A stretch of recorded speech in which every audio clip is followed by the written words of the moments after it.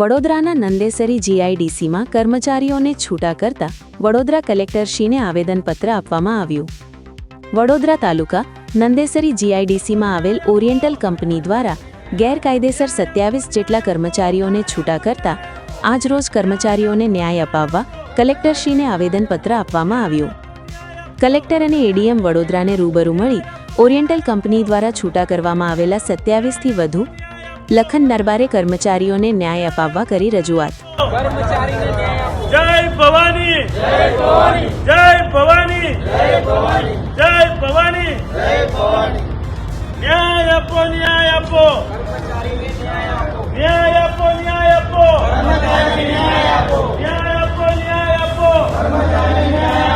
ન્યાય આપો, ન્યાય આપો, ન્યાય આપો. જય ભવાની, જય ભવાની, જય ભવાની.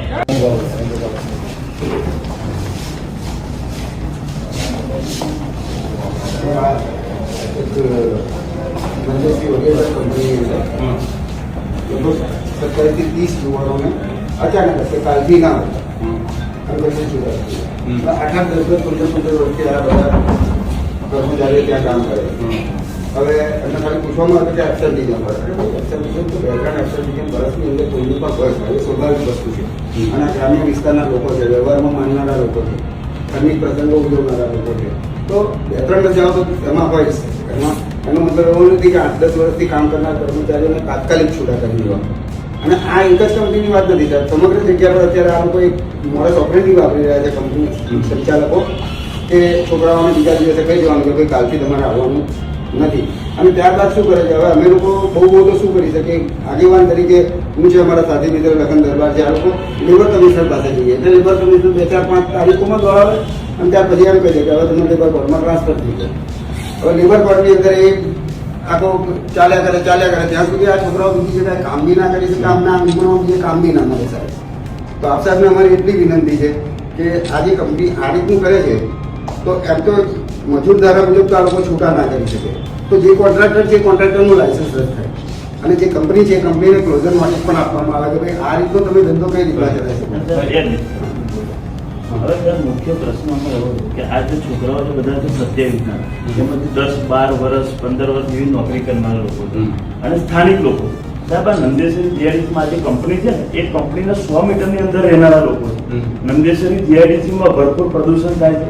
એ પ્રદૂષણ આ બધા લોકો સહન કરે છે અને આ લોકોને કાયમી તો નહીં જ કરતા પણ કોન્ટ્રાક્ટમાં સાહેબ છૂટા કરી દે છે. હવે છૂટા કરવાનું કારણ સાહેબ શું છે? મુખ્ય કારણ છે આ લોકો યુનિયન કર્યું. મારું યુનિયન નહીં સાહેબ, આ લોકોએ એમનું યુનિયન કર્યું. એટલે યુનિયન કર્યું એટલે કોન્ટ્રાક્ટરોને ગમ્યું નહીં, કંપની ના ગમ્યું. હવે સાહેબ યુનિયન કરવું તો કાનૂની અધિકાર છે, બધાનો લોકશાહીનો અધિકાર છે, એટલે એ લોકોને કાઢી મૂક્યા. અને હવે કોન્ટ્રાક્ટરો હપુચી દાદાગીરી કરતા, કોન્ટ્રાક્ટરોનું છે ને એ બધી તપાસ થાય અને એ લોકો પર બી કાર્યવાહી થાય. કંપની સાહેબ આ લોકોને તાત્કાલિક નોકરી પર એકવાર લેવડાવવા પડે. આ લોકોની જિંદગી ખરાબ થઈ ગઈ. જીઆઈડીસી 20 અને લેબર કમિશન હું કરાવું. હા, એકવાર સાહેબ નોકરી એકવાર લઈ લે પછી બીજી પ્રોસેસ એની મેથડ એકવાર નોકરી લેવડાવી. હા, કઈ તમારે રજૂઆત કરવી છે કોઈ ભાઈ શક્તિ રજૂઆત કરી સાહેબને કરો દેવાય. 25 વર્ષથી છે એના છોકરાઓ. શું કરે ભાઈ આ કાકા કહે છે સૌથી મોટી નોકરી પણ છે. બોલો બોલો બોલો કેટલા વર્ષની નોકરી? 20 વર્ષ. હા, અને કઈ વર્ષ? રૂપા કયા નંદેસરી જીઆઈડીસી કેટલો પગાર હતો તમારો? 10,000 સાહેબ પગાર હતો. 20 વર્ષથી નોકરી, 10,000 પગાર. કોન્ટ્રાક્ટ માંથી કાયમી નહીં, છતાંય છૂટા કરી દીધા. છૂટા કરવાનું મુખ્ય રજૂઆત આ છે કે જે લેબર ધારાધોરણ મુજબ પગાર બી થવો જોઈએ, જે એમને સગવડ બી મળી જોઈએ ને એમાંની એક પણ સગવડ નથી આપતા કોન્ટ્રાક્ટરો સાહેબ. તમે એ પણ તપાસ કરાવો.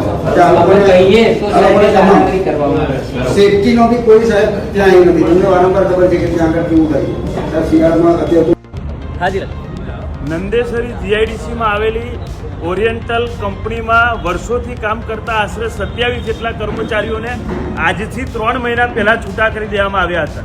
છૂટા કર્યા ત્યાર પછી આ તમામ કર્મચારીઓ સ્થાનિક ધારાસભ્ય વાઘોડિયા વિધાનસભાના એમના ત્યાં 1 મહિના સુધી આજીજી રજૂઆત કરી ધક્કા ખાધા, પરંતુ કોઈ પણ પ્રકારે કોઈ પણ નિવારણ ના આવતા, એ લોકોને નોકરી પર પરત ના લેતા છેલ્લે મારા નિવાસ સ્થાને આવ્યા અને મને રજૂઆત કરી. ત્યારે મેં એમને કીધું કે તમે મારા ગામડાના માણસ છો, તમારી માટે મારે લડવું પડે તો લડવા તૈયાર છું. ત્યાર પછી અમે નંદેસરી જીઆઈડીસીમાં એક કંપની પર આવેદનપત્ર આપવા માટે ત્યાં પહોંચ્યા. ત્યાં પોલીસે અમારી અટકાયત કરી હતી અને ત્યાં નંદેસરી જીઆઈડીસીમાં એ કંપની પર પહોંચવા નતા દીધા. ત્યાર પછી પોલીસ સ્ટેશનમાં આવીને એચઆરના અધિકારીઓ આવેદનપત્ર સ્વીકાર્યું હતું, પરંતુ છતાંય હજુ કોઈને નોકરી પર નથી લીધા. ત્યારે હું એટલું ચોક્કસથી કહેવા માંગુ છું કે વાઘોડિયાના ધારાસભ્યના માનીતા કોન્ટ્રાક્ટર દ્વારા આ લોકોને છૂટા કરવામાં આવ્યા છે. એટલા માટે આ લોકોને ન્યાય નથી મળતો. જો કંઈ સામાન્ય કોન્ટ્રાક્ટર હોત તો 100% ન્યાય મળી જાત, પરંતુ આ કોન્ટ્રાક્ટર જોડે સીધો સંબંધ વાઘોડિયાના ધારાસભ્યનો છે. એના કારણે આ લોકોને ન્યાય નથી મળતો, પરંતુ અમે લડવા તૈયાર છે. મારી એક વાર નહીં 100 વાર અટકાયત કરે, એક વાર નહીં 100 વાર જેલમાં પૂર દે, પરંતુ લખન દરબાર વાઘોડિયા વિધાનસભાને એક યુવાનો માટે હર હંમેશ લડવા માટે તૈયાર છે. આજે કલેક્ટર સાહેબને રૂબરૂ મળીને રજૂઆત કરી છે કે તાત્કાલિક ધોરણે આ તમામ લોકોને નોકરી પર લેવામાં આવે. જો નહીં લેવામાં આવે તો મહા આંદોલન થશે, અને જ્યાર સુધી નોકરી પર નહીં લેવામાં આવે ત્યાર સુધી અમે જંપીને બેસીશું નહીં. કારણ કે અમે એમના ગામડાના માણસ છીએ, એમના માણસ છે. અમને લોકોને ઉલ્લુ બનાવતા નથી આવડતા. એક મહિના સુધી ધારાસભ્ય ઉલ્લુ બનાવ્યા છે આ લોકોને. જો 1 મહિના પહેલા આ લોકોને છૂટા કરી અને તાત્કાલિક 24 કલાકમાં જો લખન દરબારની ઘેર આવ્યો હોત ને તો આ લખન દરબાર છાતી ઠોકીને કહે છે કે હું ધારાસભ્ય નથી, છતાંય આ લોકોને 1000% નોકરી અપાઈ દે. પરંતુ આ લોકોને ધારાસભ્ય દ્વારા 1 મહિનો રજડાવીને આ સમય ગુજાર્યો છે, જેના કારણે કંપનીએ જે કરવાનું હતું એ કાયદાકીય કર્યું અને આ લોકોને છૂટા કરી દીધા છે. લડત ચાલુ રહેશે મરતા દમ સુધી. જય ભવાની.